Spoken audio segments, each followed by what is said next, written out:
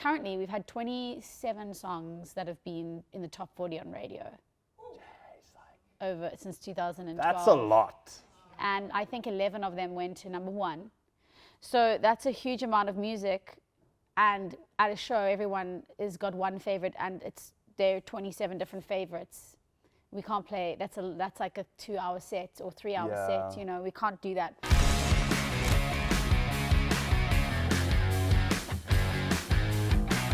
How's it, everyone? Welcome back to Storytime. We're here today with Jules from Goodluck. Jules, thank you so much for coming in. Thanks for having me. I'm so happy that we could make this work. Really cool. Thank you. I've been wanting to have you on for a while.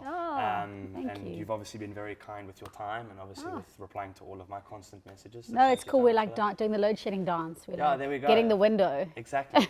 So we have like until whenever. So we'll just roll until load shedding hits. But before I get into asking a few questions, I really just want to ask Kavaris from Truth to come in, quickly explain that he's going to be making us a cup of coffee because I desperately need it at this time of day. Kavaris, thank you so much.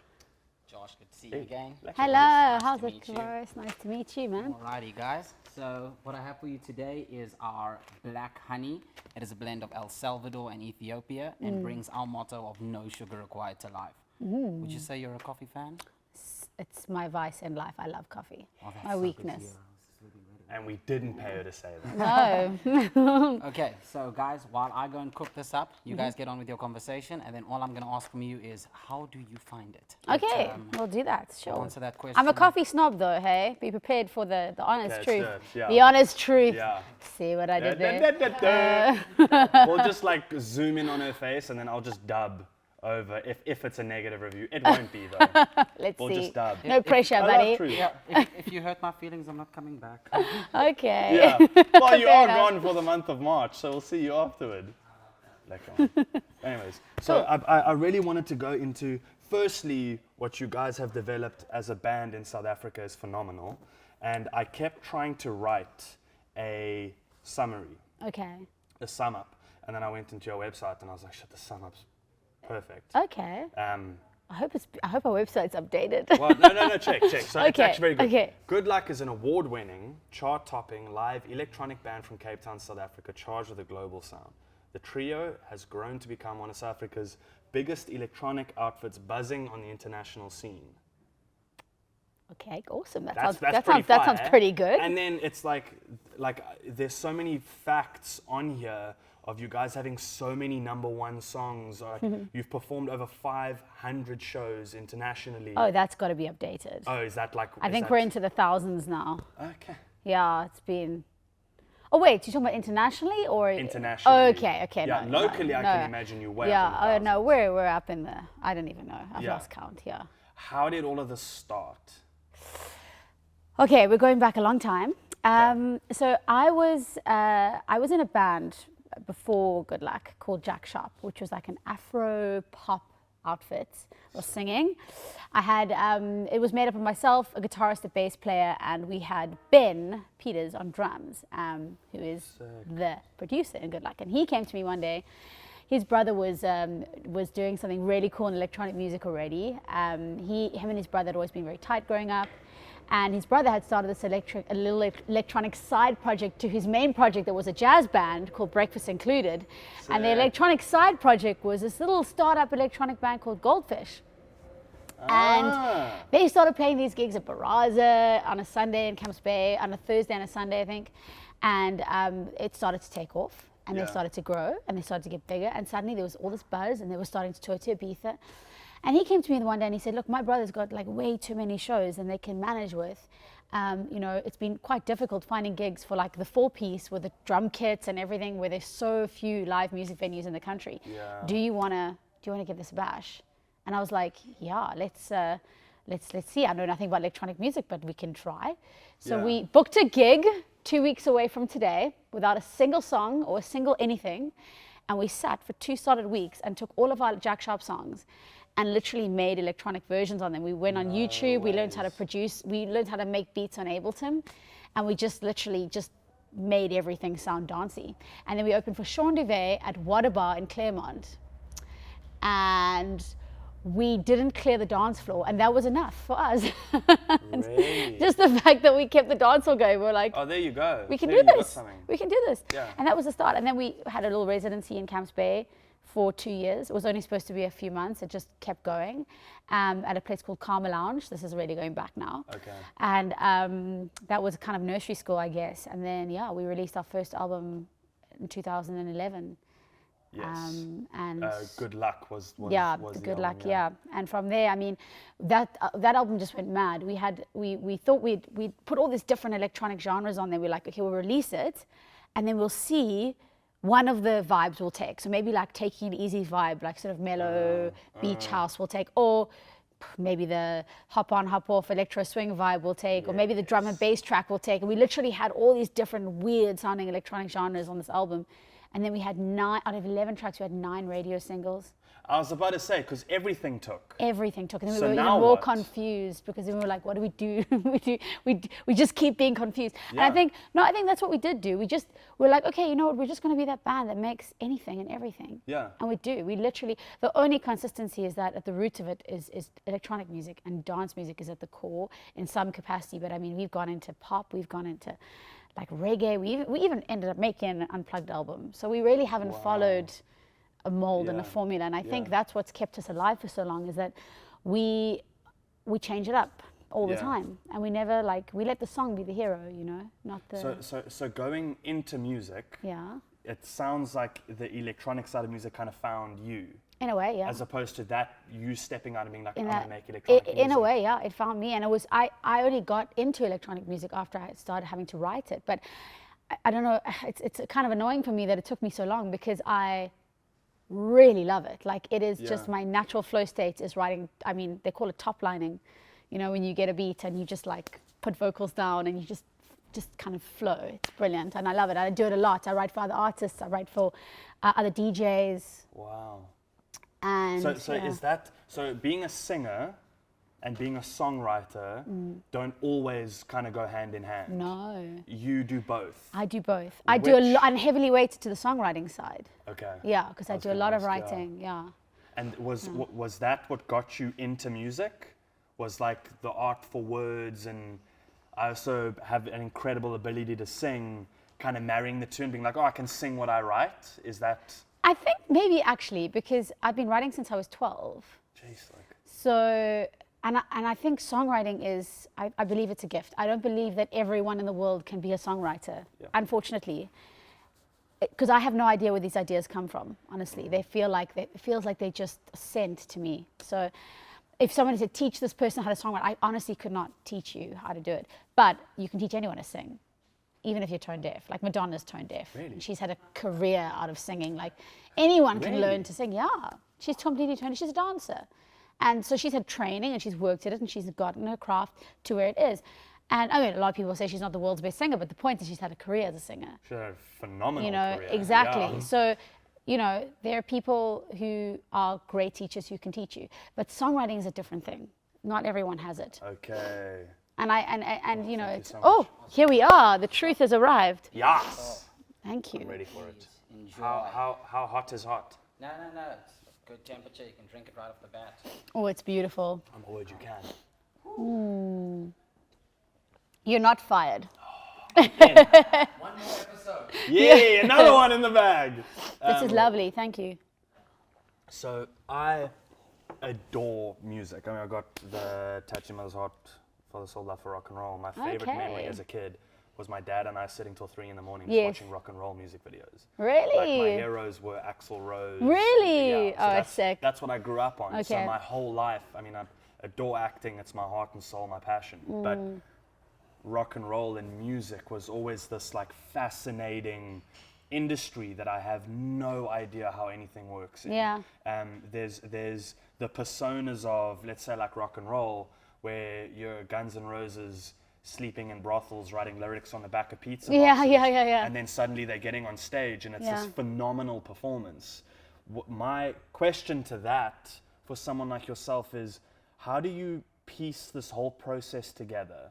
Because when I look from the outside at music, there's so many elements and so many people, and things need to sound so right, and they somehow just do. How does that process look for you personally? It's such an interesting question, but I'm going to even take it a step further from what you're saying. It's not just, there's so many pieces to the puzzle in the music side of things, but then there are also so many pieces in the puzzle to actually make this a viable business. Yep. We interrupt this episode to thank our sponsor, Truth Coffee Roasting. Truth Coffee Roasting have put the effort in to source beans from around the world to bring you exclusive, high, premium coffee flavors that are not just a caffeine fix. They keep me going, they keep the team at Storytime going, and now they can keep you going too. Use your exclusive Storytime code and get 10% off all premium coffees. Thank you, Truth. At Storytime, we would like to thank our sponsor, Manscaped.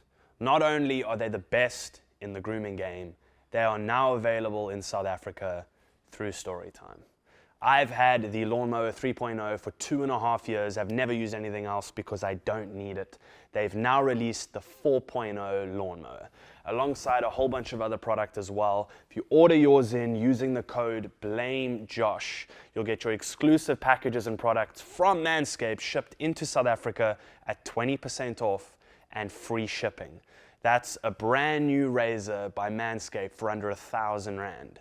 If it's good enough for the UFC, it's sure as hell good enough for me and good enough for you too. Thank you, Manscaped. It is so complicated, and there are so many elements. And I think it's the one and only reason why not every artist who tries can succeed, because you have to be willing to be a graphic designer, a musician, a marketing expert, a business CEO, an accountant. You have to be willing to like pitch things to people. You have to be willing to hard sell. You have to be willing to, like a salesperson, 100%. Like there are so many roles rolled into this one thing that it's, you literally at any one given time, you're doing like 10 people's jobs, and you have to be okay with that. And you have to manage your time very well, because it's difficult, because balancing creative and balancing, you know, all the other things that come with being in the music business, it's really challenging, unless you can get a team around you that you really trust, and you know, and you're in a fortunate position that you can afford to pay them all. Because the difficult thing as a startup artist is like, you got to do it all yourself. You don't have the money, you know, you can't afford to put like 5 people on the payroll on the first day you start out. So there is so much hustle and graft that goes into it, and I think it's a lot of the reason why only a few have the luxury of making it into a sustainable like life path, you know. And also those few finding each other as well. Yes. You guys working as a trio. Yes. And we're on our 3rd saxophonist, by the way. Really? But Tim is incredible. Like I'm so happy we found him. I'm so happy we've been through the journey of playing with other guys who are also amazing in their own right. But we got Tim.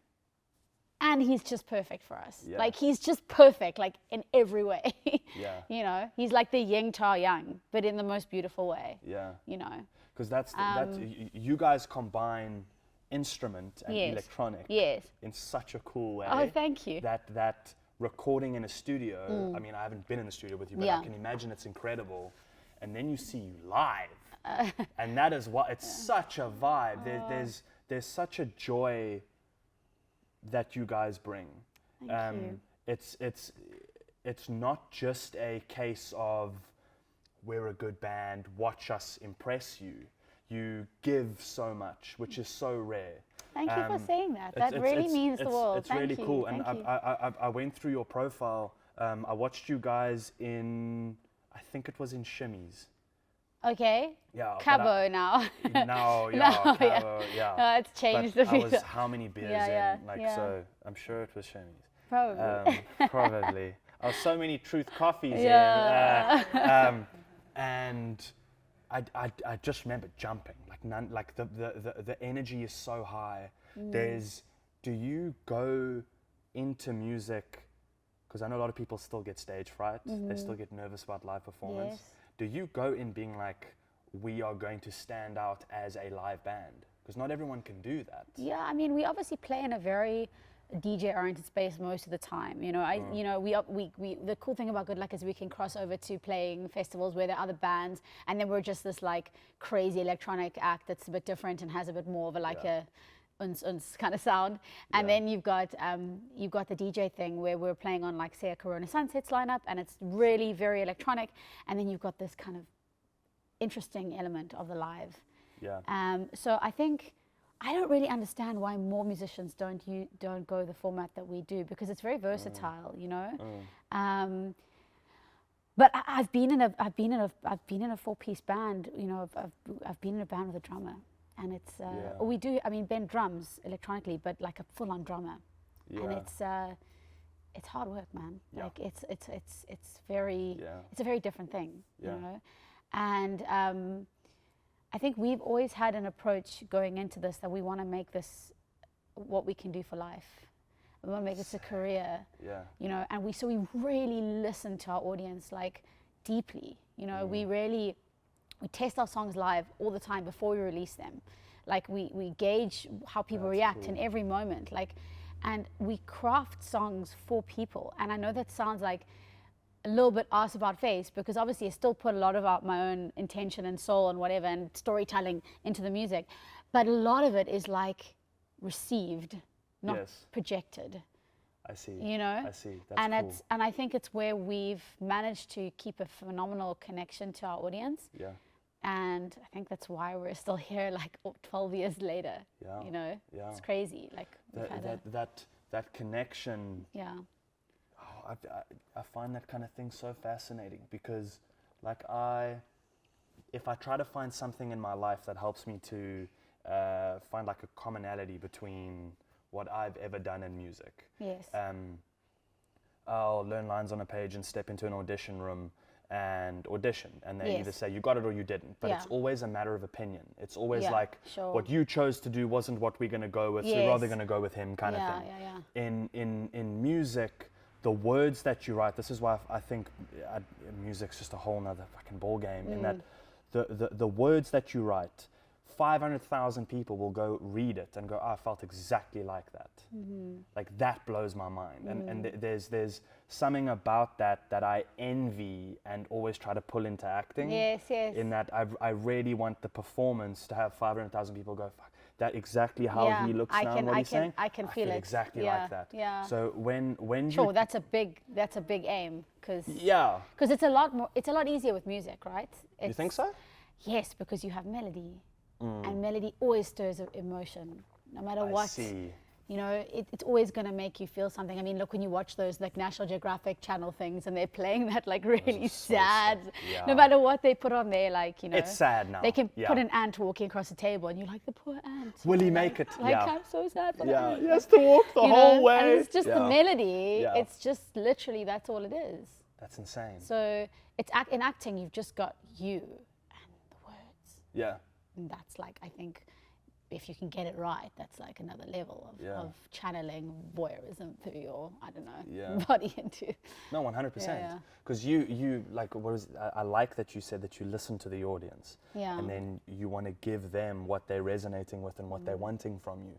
But at the same time, you have to balance that off with, this is how I feel right now, so this is what I'm going to write about. I think I'm on a bit more of a journey at the moment of just writing from a very, very honest place, because I think, you know, I think a lot of what has been a challenge for Goodluck has been potentially listening too much to too many opinions, and crafting, you know, for that, and like you said, there's a ceiling to that, and then at the end of the day, people are actually just wanting to know you and know what you have to say, and either they're gonna like it or hate it. I think the scary thing about being a musician is that like you trying to please everyone in the beginning. You really are, like, no matter who you are, you're trying to like make everyone like you, and it doesn't work ever with anything, you know.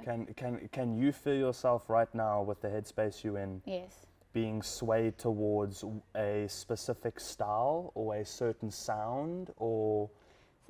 I don't know. I love working on different genres. At the moment, I'm definitely enjoying collabing with African house producers. So there are like a few I've got on the boil. I've always loved the beat, and I've always loved the feeling of dance music from the continent. And so I think it's like, I'm just scratching an itch, but some really cool stuff's coming out of it. Yeah. But in terms of like straight, because we're actually making an album at the moment, and so the straight Goodluck songs, we've still got a lot of variety in the mix. Really? Yeah. Which is what your goal is, that, right? You know, Yeah. we just do that. It's just who we are, and like, it does make for a very tricky live show, because we've had like, currently we've had 27 songs that have been in the top 40 on radio over since 2012. That's a lot. And I think 11 of them went to #1. So that's a huge amount of music. And at a show, everyone has got one favorite, and there are 27 different favorites. We can't play. That's like a 2-hour set or 3-hour set. You know, we can't do that, or 2.5-hour set. We can't do that. So we have to. It makes the show difficult. Also, we've gone like really crazy tempo changes recently. We've done like a half time. We've done a drum. You can't put, when you're doing a dance set, you can't do that either. Yeah. So we've had to really think about how to present our live show. We haven't made it easy for ourselves, man. But like at the end of the day, we're just, every time we get on stage, we're just trying to do our best and give as much as we can. Yeah. And it really doesn't matter if there are 10 people there or 10,000, like, That's so or sick. 100,000. Isn't it the trippiest feeling to say out loud that you have that many #1 songs? Does it like still hit home for you to the point of, because like I know as a creative, you're probably so in your process. Yeah. Like Josh at 17 who really wanted to act and had never done anything. Like I look at myself now as green and starting out as I am, if at 17 I looked at the position I was in now, I'd be like, dude, you're killing it. like, what? Look what you done. But now I'm like, no, but there's this and that. No, I don't think anyone ever feels like they've made it, dude. Ever. Yeah, Like, okay. I don't think you two feel like they've made it. Yeah. I think that they're still. Isn't that like trippy to it's you trippy, though? but I think that you have 27 out of 40. Yeah. That's like I don't have a almost I don't everything. Have a Grammy. You don't have a Six Grammy? Bantwini, I'm coming for you, bro. Okay, so there's the goal. Nah, yeah, look, nah, it's not, it's weird. As I get older, this stuff means less to me. Really? It does. So like, what starts to stand out as enjoyment and important to you? Like every moment, enjoying every single, like being here with you on this lovely, comfortable couch. Having, thanks Surfworks. Thanks, Surfworks. I have one of these in my house too, by the way. It's white. Hey. Bad And decision. bigger. Yeah, don't get a white couch. Get one like this. Yeah, get a bigger one. Yeah. But it's beautiful. I love it. Shout out, Luke. Shout out, Luke. Yeah. No, but basically, you know, I think it is. I think it's about finding balance and finding joy in every single thing, because I think chasing an ideal all the time is really just giving energy into a bottomless hole of like nothing. Like it's just pointless. You've got to, and this is things we learn with experience, and you know, you've got to try and find peace and happiness in every moment that you're actually in. And even if you're having a bad day or a bad time, that's okay. Like, feel that. Let yourself feel it, and you actually find how quickly you move through it. You know, I think the thing about our industry is that like there's a lot of mental health crap, because basically people they're always chasing something and never feeling like they've achieved it. Yeah. And even if you too, trust me, they go through the same thing. Yeah. Like, and I think it's actually, you need to take a step back from yourself and go like, okay, why am I doing this? Yeah. And if I'm feeling like I'm constantly having to one-up myself and I'm not getting anywhere, that I'm never going to be happy ever in my life. No matter what I do, I'm never going to be happy. I could win a Grammy, I'll not be happy. I'll be like, oh, won a Grammy, yep, next.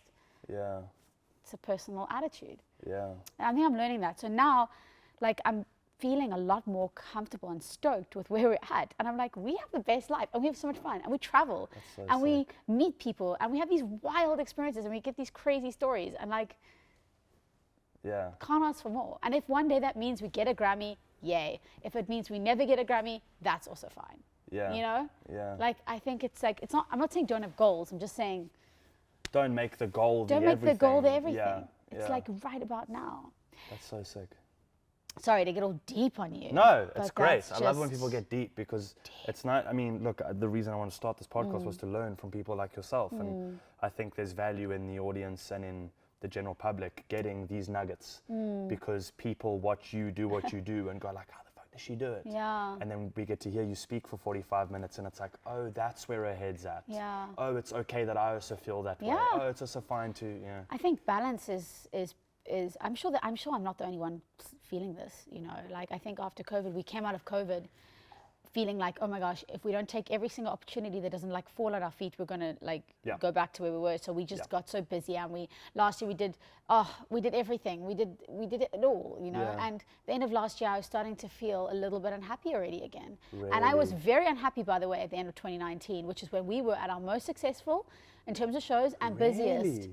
And I was burnt out, like completely. Like I had no balance in my life, and I was just work. And end of last year, I was starting to feel this slightly again, and I'm like, no, stop. Come on, you gotta just take a step back. Yeah. You know, like enjoy the process. Put your boundaries in place. You don't have to say yes to everything. Yeah. And just live your life in a fun, nice way. Yeah. You know. That's so sick. I'll try my best to do that as well. Yeah. Yeah. It's difficult. It's difficult. It's difficult. Yeah.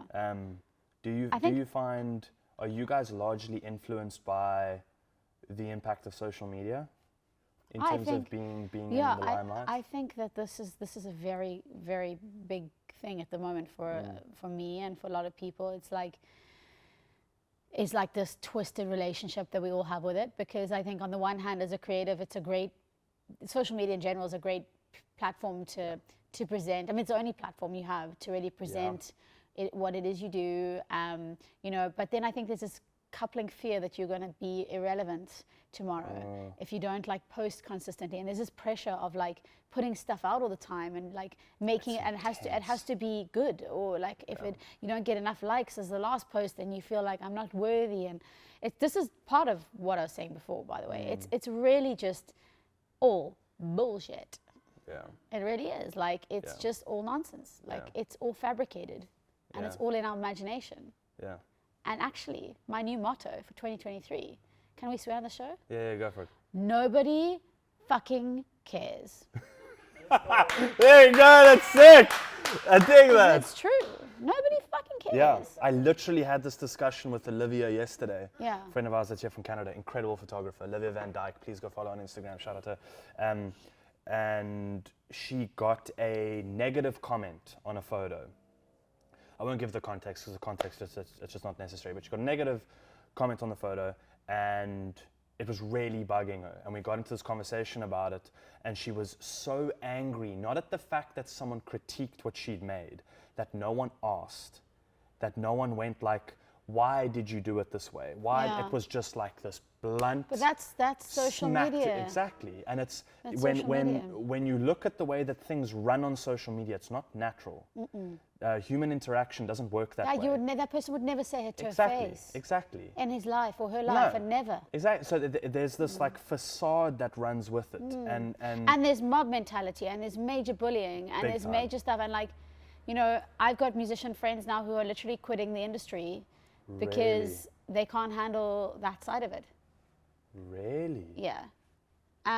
You know, and it's just so unfortunate because, you know, okay, everyone that went after her on Twitter, like, well done, guys, you got what you actually wanted. She's out. So that singer that you were like in love rough, with, eh? she's not doing it anymore because of how you guys treated her. She's out. So is that what you were hoping to achieve?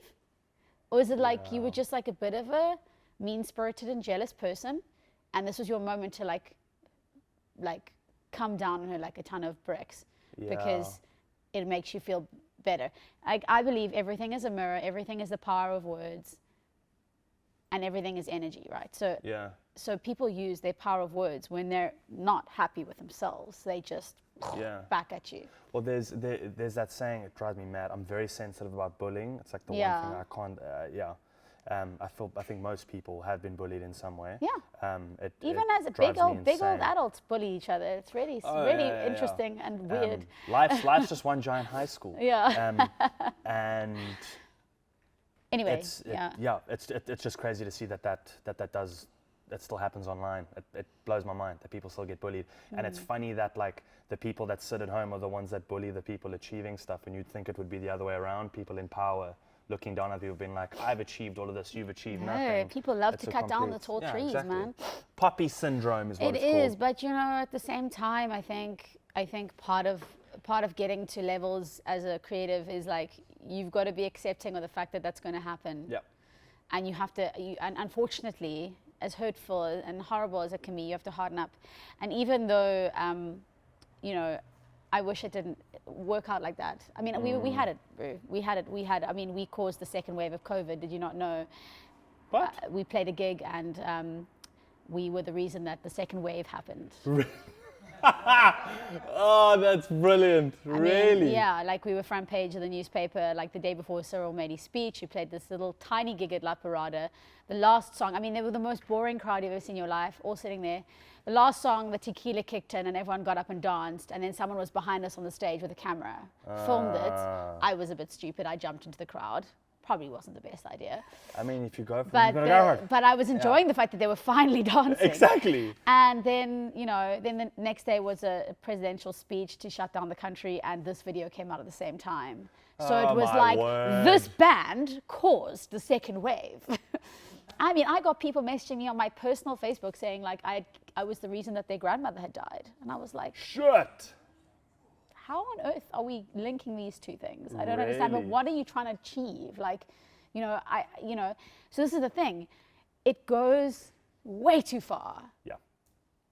And the hard thing being anyone who's in a position of publicity is that you need to know when to not listen to it and drown and just tune it out, because it's, Yeah. I don't know if we'll ever stop it, because people Yeah. are mean to each other, Yeah. Unfortunately. Look, there is, shit, that's such a rough story. I had no idea that happened to you guys. Yeah. Well, I mean, no press is bad press, right? I was about to say, I mean, like, your video We got comes a, out we, after the it president did look like says it something. did look like a really good gig. Okay, And well, there we you did go. get a lot of bookings afterwards, so I'm not going to say it was all bad. That's But fine. we got a lot of heat, and it really upset Ben. I can imagine. It really upset Ben, who is Really?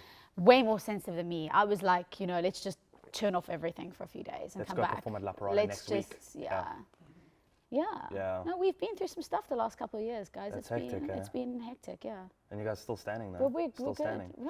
I want it on a super positive note. Yes. Going through the description in the website, they mention some of the collaborations that you guys have worked with. Yes. And I have to ask, collaborating and working with Pharrell Williams. Oh no, we haven't collaborated with What him. was the- we what we was played the- we opened for him. We played What we was played on his that tour. like?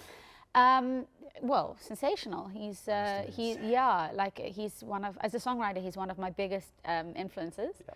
And he, just the fact that he's worked with so many artists and the fact that he's so versatile as well. He's a little bit like, I don't know, like his vibe is a little bit like my vibe in that he doesn't really stick to one lane. And so it was great. It was really great. And we got to hang out more with his band.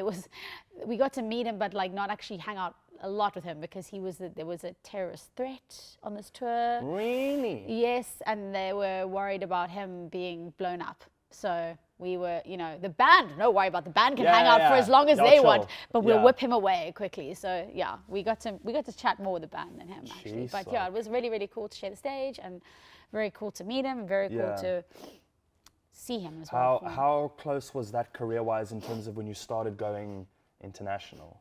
It was around like 2015, I think, Okay. when it happened, or 2016. So about 3 or 4 years.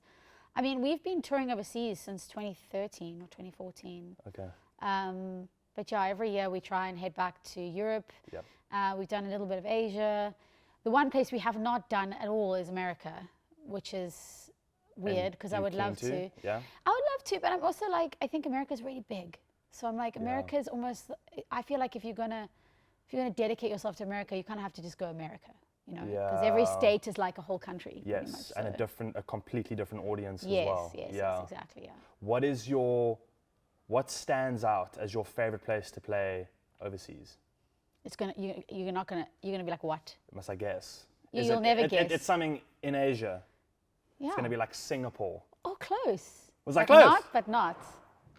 What else is in Asia? Japan, China. Tokyo. No. Indonesia, Bali. But not Bali. Bali But must I be have played fire. in Bali, which was great. We're actually probably going back this year, but not Bali. Actually, Vietnam. Really? We had played the best gig in Vietnam. It was a 15,000 pax festival where every single human at the festival had a green glow stick about this big. So you just saw the sea of green, That's sick. like chunky green glow sticks, and they were all waving it in time. So it was really trippy, but it was really cool because it was just this one place where we never played. We didn't know if we had a single fan, and we got booked in this festival, and they went crazy. And then we were supposed to go back and do our own standalone tour in 2020, which was obviously the year COVID hit.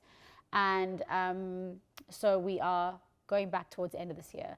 Okay. Finally, things are like opening up. Okay. But yeah, so it was just such a surprise to go there and play to 15,000 strangers and have them buy in from like the second song. Yeah. They were like in. It was, I read the Will Smith book. Well, I'm a huge Will Smith fan. Yeah. And when they still had the Fresh Prince and DJ Jazzy Jeff. Yes. And they performed in Asia. Yeah. And he said, his statement or quote very loosely to it was, you've made it when you go to other countries who don't even speak the language and they sing along to the song. They get along. That is mind-blowing. This is the thing, like they definitely did not know our music, but they were so receptive that like by the second choruses, if it was easy enough, they were singing along. They were there with you on it. You know, and we were like, this is wild. Yeah. The reaction and the energy, and it was incredible. I'd go back there. And also we played in, and also I love Asia, but we played in at Sunburn Festival in India, which was amazing. That's like 100,000 people. It's like nothing you've ever seen in your life. And we were like backstage with like Kygo and Martin Garrix, and there's the lights. We're just getting into it. Yeah, I think traveling is probably one of the most amazing parts of being in the music industry. If you can get to a place where you can travel, because it takes a while. You know, it's not like something that you can necessarily afford to do straight away. It's on my bucket list as I have to do to go on tour with a band. Oh yeah. And literally just be like an extra chess piece. Like I'll literally just sit there and watch. Like I find it there's one or two artists that I've been following for years that started YouTube channels and vlogging before they were signed to the label. And you can watch them from day one recording in like tiny little studios, like trying to get their sound right, all the way through to doing a world tour. And you see the schedule of a world tour is insane. Yeah, world tours are quite a beast. I think that's something I would love to experience in my lifetime. We haven't done like that whole like get on a bus and you know, and do the whole thing. Maybe across America. I think that's something I'd like to experience. A tour bus. Would you do tour bus in South Africa? They don't have them. They don't have them. You can get a van, your own van, and modify it or something. But no, these proper, like, you know, there are companies in Europe that literally, that's all they do. They rent out tour buses that like sleep people, and the buses go from venue to venue, club to club, festival to festival. And you go on the road for like 4 months, 5 months, and you really hate each other by the end. But it's been an amazing experience. Yeah, I can imagine. Yeah. I mean, there are artists from South Africa who have done that approach. I think Jeremy Loops has done that approach. I know Xander's always in vans. Yes, but he doesn't do the tour bus thing. It's a very specific way of life, and you have to be cool to like, you know, it saves money at the end of the day, but like you have to be cool to be like living on top of your bandmates for a long time. Yeah. I'm a girl. And I have 2 boys, and 4 boys actually. We've got a lighting and a tech, so we've got 4 boys and me. Yeah, so it's a lot of dudes. It's a lot of dudes for like a long time. So you need your bus, and then they can have their Queen bus. Jules' bus. There we go. And then the rest in there. And well, that would be the dream. Yeah. That's fine. What is your favorite residency? That's the correct terminology. Yes. In South Africa to play at. Where's the vibe as in of it? festival or residency, like as in? Like, let's go one at each. I didn't even think about that. I think my favorite festival is Splashy Fen in the KZN. Okay. It's flippin' great. Like Never it is. been. You have to. It's the best festival in South Africa. Like it is. I also really enjoy Corona Sunset, so I'm going to go between those two. And then we have our own residency, so I have to say, Get Lucky Summer, hands down, is my favorite gig to play every year. It's like in Plet, Knysna, Cape Town. We throw our own concerts, we curate our own lineup, we do everything from like promoting right through to... When is that? It starts in the middle of December and it finishes in the middle of Jan, and about 11 events in total. And it's in the garden route. So it's keen. just, you must come. It's such a vibe.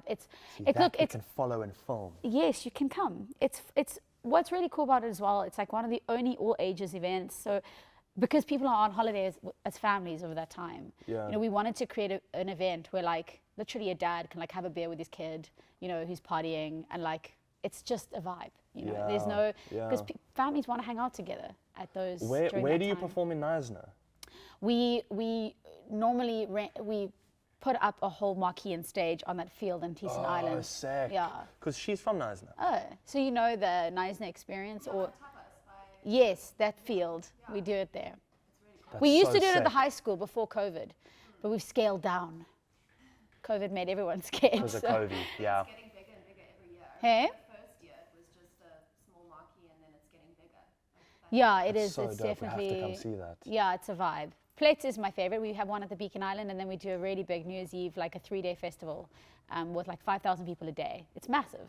I don't even know how we do it. And we work with this incredible logistics guy who used to work on Oppie Koppie called Gareth Wilson, who's like my big brother.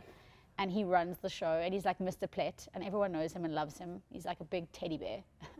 And yeah, it's just like a big family now, you know. It must be exhausting doing 3 days. Yeah, it is. You know, yeah, it very much is. Also, we had like, this year was quite tough. We had one of the neighbors try to shut us down, like a really rich guy, and he ended up taking us to the High Court on like the middle of December. What? Yeah.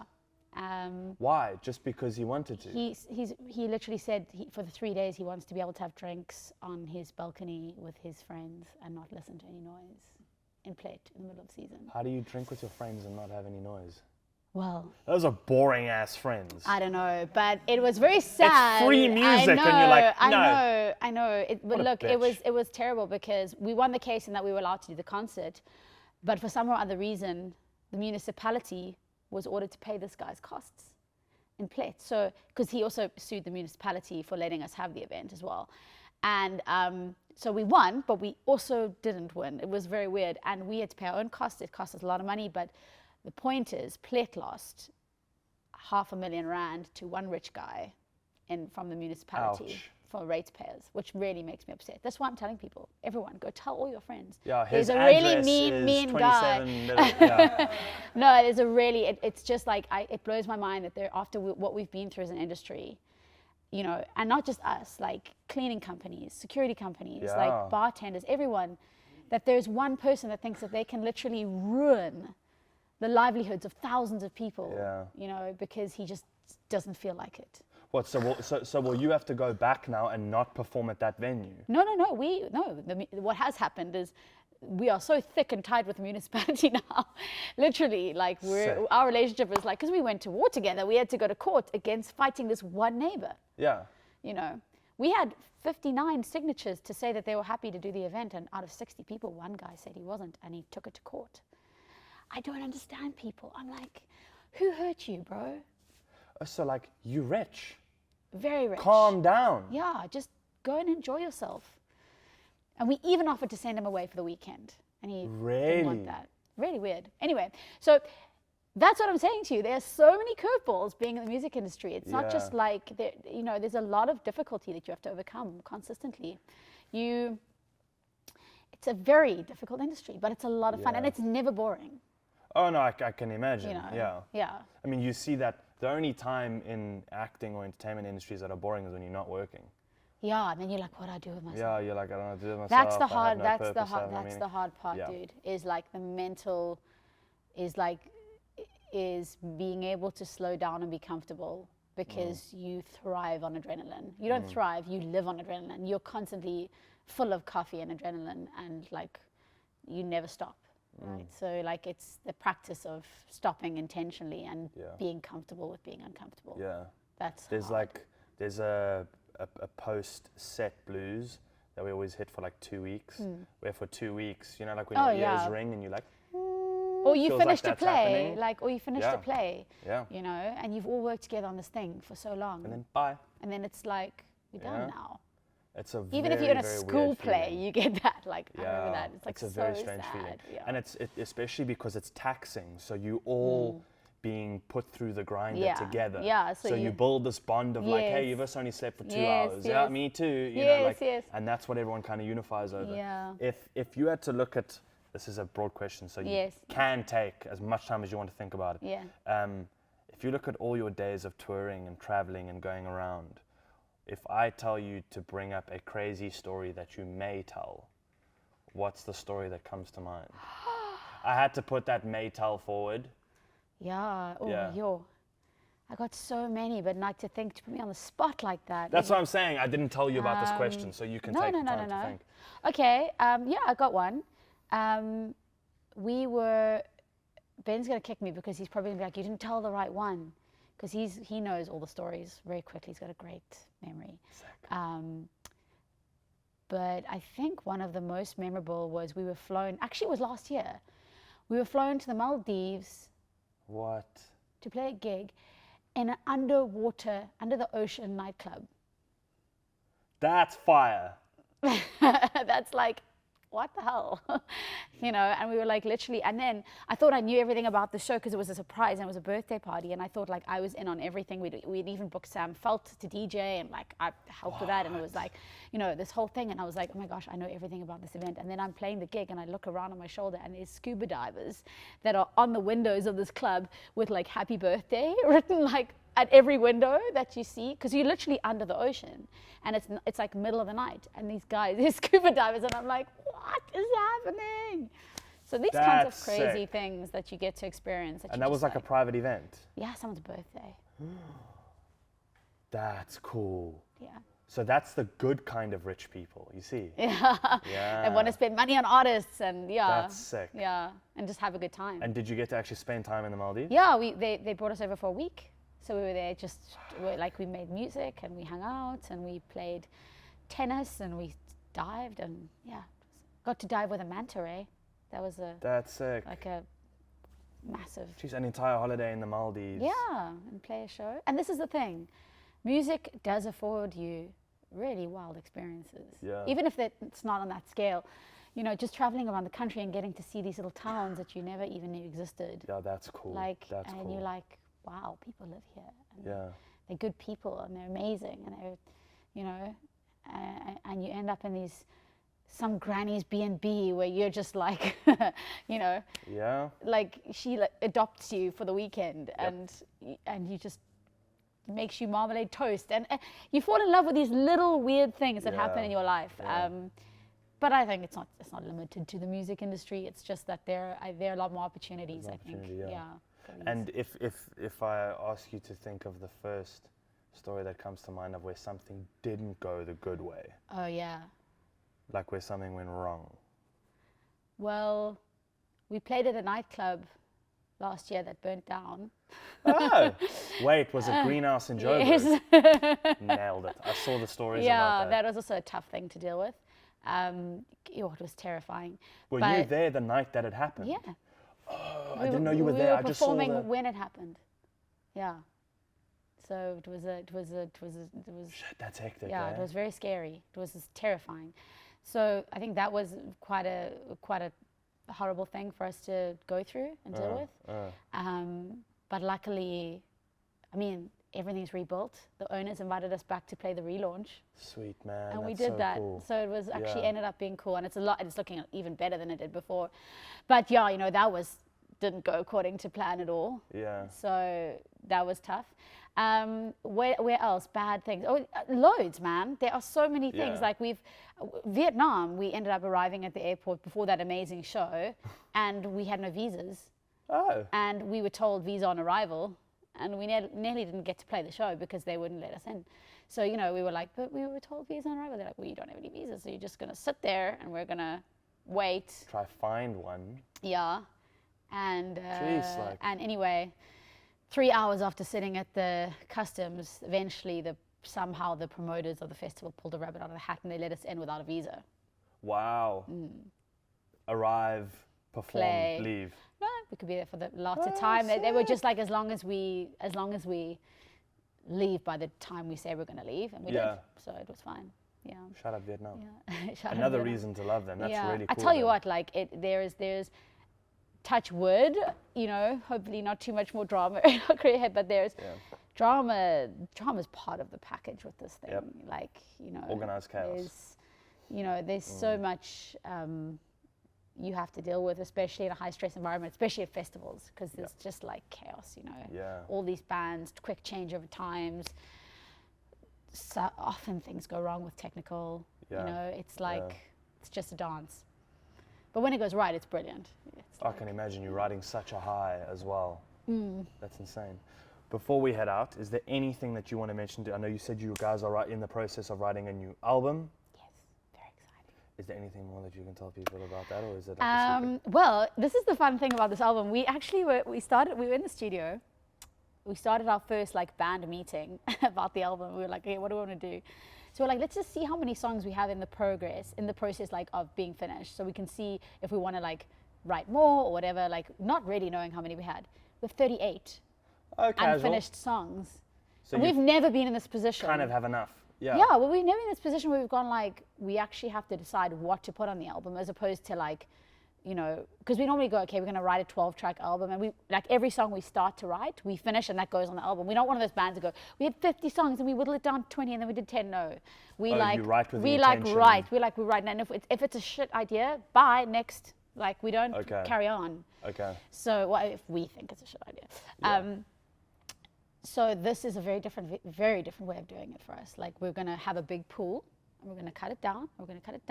And I foresee some fighting about that, because already in the first session, like, who was liking what was interesting, because I mean, we weren't agreeing necessarily on everything.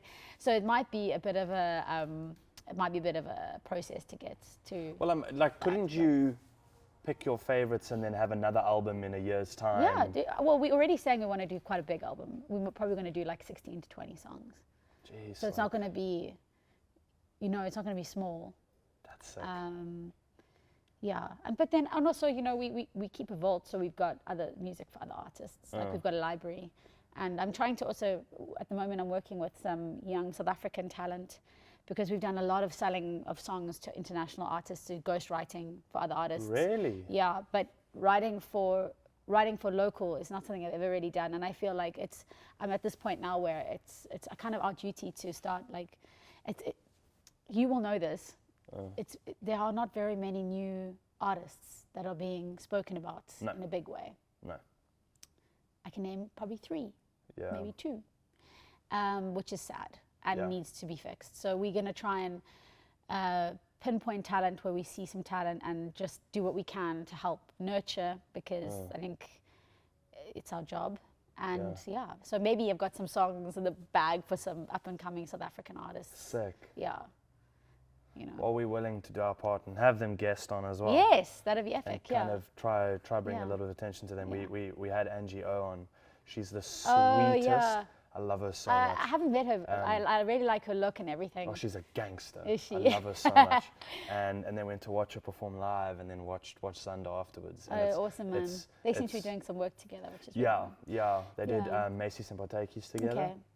Okay. For the new album that just dropped. It's actually Santa's birthday today. Oh. Yeah, and Happy birthday. he I must phone him. Thank you for. Yeah, he released the album art and the full final album today.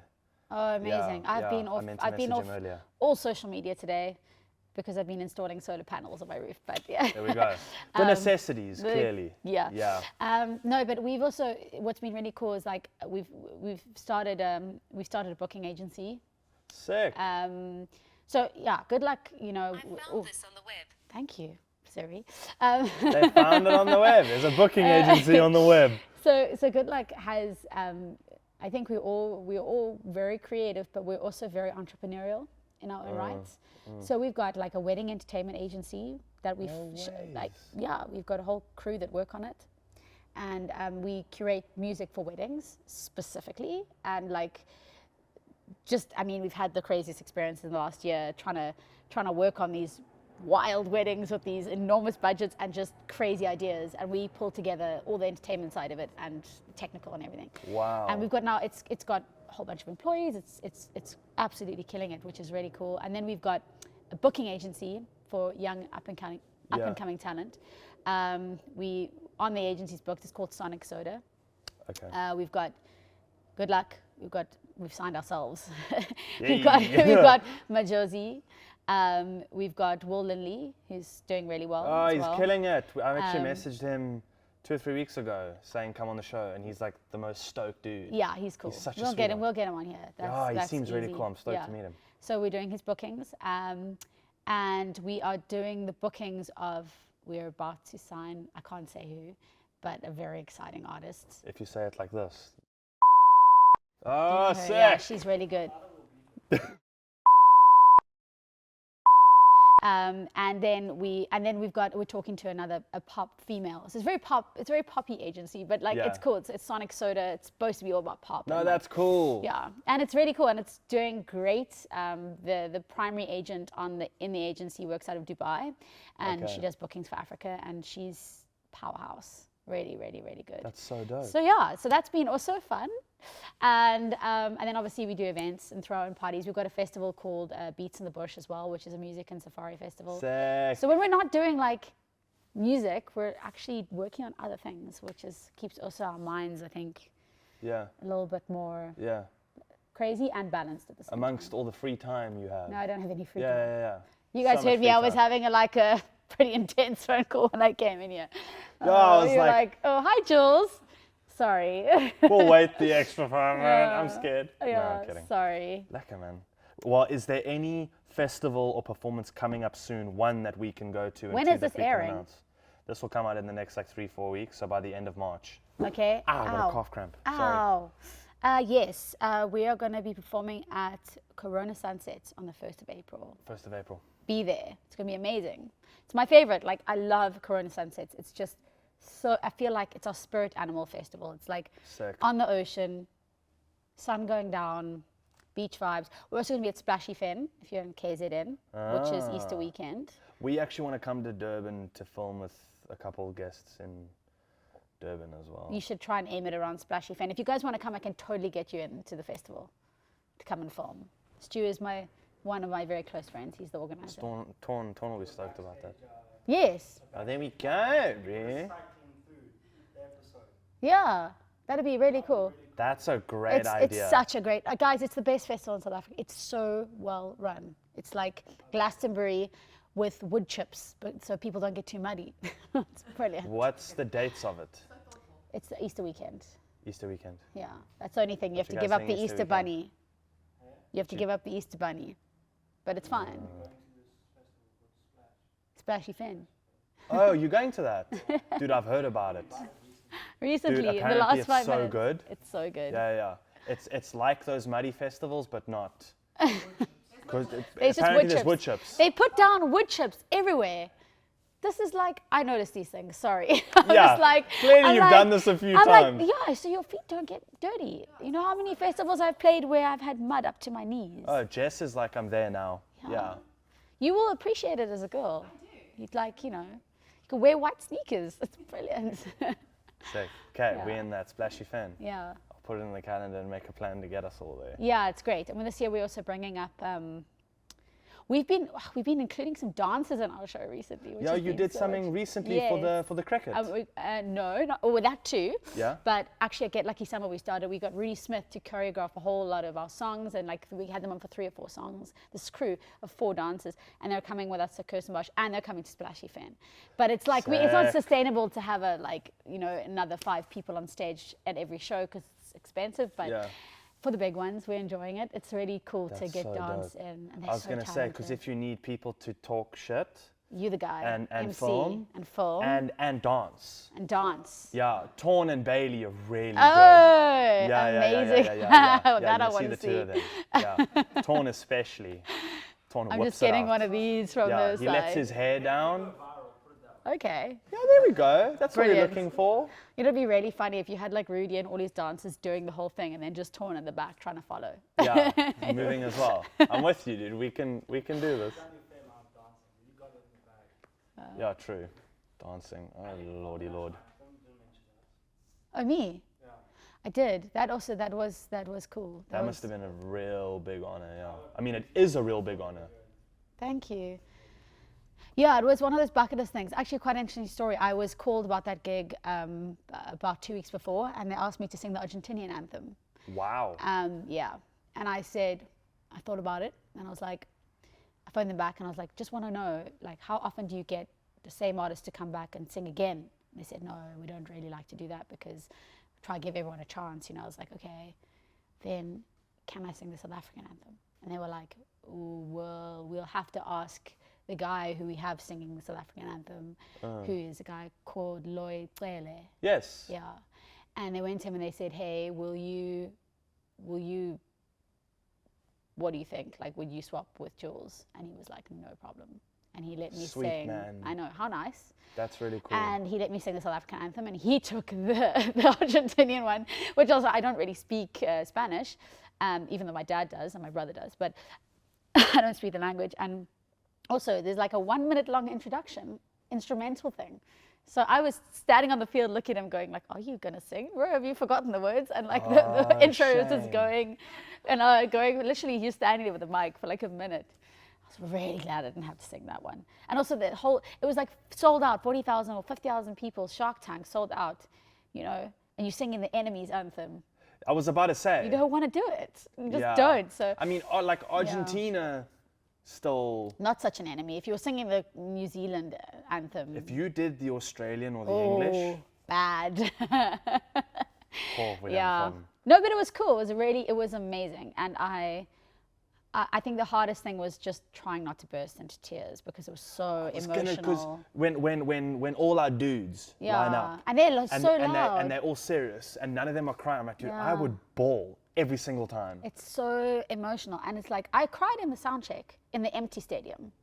I like burst into tears and the girl came and she's like, you can't do that on TV. I was like, I'm going to try, but there's no one even in here. And when there are people here, it's going to be harder. And they singing back at you? Yeah, and I was walking and I like literally had a very stressful experience in the change rooms because I walked into my change room, it was the wrong place, and I turned around and the whole rugby team were filing past me, you know, in their zone with their headphones, and they were all like they walk like 2 meters apart from each other. Because they're that big. They're focused, yeah. you know, and they're like, well, no, not even, it's like 10 meters, and then the next guy, and then they're all like, they're like psyched for a game, you know? And I was standing there like, so excited just me and Ben like, hi. Eventually I was like, I feel so weird. I just turned and faced the wall. Really? I don't know what to do. So I was just like, I'm just going to look at the wall. The only person who greeted me was Jesse Creel. Sweet man. He was like, hey. Apparently the rest they were like, sweetheart though. he is lovely, yeah. And then anyway, I was at the wrong place. Actually, our change room was on the Argentinian side, so I had to go through the same thing while they filed past, but I didn't know them, so I was like, how's it? Fine. And I had no mirror and I had no PowerPoint to do my hair, so I was doing it on this mirror this big, my makeup with a little brush. And the whole country's about to watch you. Yes, and I was late, and they were like, we need you on the field in like 10 minutes, and I was only in the field in half an hour, and et cetera, et cetera. So by the time I got on there, I was quite flustered. Yeah. And then this guy, a random dude, just from the stands, just put his hands on my shoulders, and he's like, you've got this. And I was like, thank you, I don't know who you are. Yeah, thanks. Like, that's amazing, I needed that. And then Sweet man. And it really helped. It really helped me. Shout out to that guy. Yeah, I don't know who you are, but you know who you are. Maybe you're listening. And it was one of the most awesome experiences. I think everyone who likes to sing should have that honor. Yeah. It's beautiful. Yeah. It's really cool. That's so sick. And I'm surprised you didn't cry. I had Did you have to like go to a dark place? No, I just pepped. Dead I puppies, just like. dead puppies. Yeah. Not that bad. Yeah. I was just like giving myself a real like stern talking to before. I was like, you cannot. You know, and of course, when when you tell anyone you're singing the anthem, the first thing they do is they play you the Rastafarian video, the guy who like started singing in his own tune and with his own lyrics and everything. I have not seen this video. Oh my gosh, it's brilliant. I mean, I think it was fantastic, but it was not the South African anthem. Okay. And that might upset some people. And they're so worried that like they're terrified that you're going to do that, or you know, they really are strict now. Jeez, you have to audition and everything. So, you know, that people play you all the mess ups and all the times it's been messed up, and they're like, "Don't do that, remember?" And you're That like, doesn't "Oh, help. No, it doesn't. Yeah. It's really scary." But you nailed it and had a great time. I did have a good Yeah. time, and I got a lot of positive feedback, and it was cool. It was a very, I felt it, you know. It was Yeah. a very emotional thing, but I didn't cry. Well On done. the cusp, yeah. Jeez, I would have bawled. Straight. Straight. As soon as they start singing back at me, cry. And they were Yeah. loud. I couldn't hear myself. They were so loud. It was weird because the mic was obviously very directional, but the stadium were bloody crazy loud. It's like 40,000 people. Everyone was singing out. Yeah. It's just And there's always the tempo change to Afrikaans. yeah, there is. Yeah, Yeah, that yeah. hits every time. Yeah, it never yeah, misses yeah. its mark. Yeah. What a great Yeah. tune. Yeah, man, it was cool. I'm And super stoked for that. and I think a bucket list. I just got to win a Grammy, and then I'm There you go. Well, write it down. write it down. And then next time you come on the show, you'll have a Grammy. And we'll place it here. Amen to that. There Let's we say go. that's going to happen. Yeah, next time you come on the show, you'll have a Grammy. I'll stand by it. Look, I don't have to do anything for you to get it. No, you don't. You know what I'm saying? Well, so like, it's you easy for never- me to be the well, one to you say never it. know. You never know. You never know. Yeah. Imagine just nominate me to be the person giving people Grammys. I'd be like, You could be presenting it. that'd be fire. Yeah, How 360 would that be that would be. if I end up presenting and And then we'll I come give back you to a this Grammy and video then you win the in Grammy? the dark, and we'll show everyone. It's gonna happen. Yeah. I'm in. I'm stoked. Thank you so much for coming Thanks, and giving us your Josh. time. This was incredible. This was so much fun. I was really, really I fun. appreciate it, and I appreciate everything you're doing. Thank you. And even with load shedding, you're making it work. That's them. And love to your team, and thanks for the Yeah. coffee, guys. Yeah. Truth. it Yeah, was thank delicious. you, Truth. I Thanks for can't the see chair. anyone right now. Like, No. I'm assuming you're somewhere here. Yeah, you guys are just this wall Yeah, of I can see darkness. hands now. Yeah.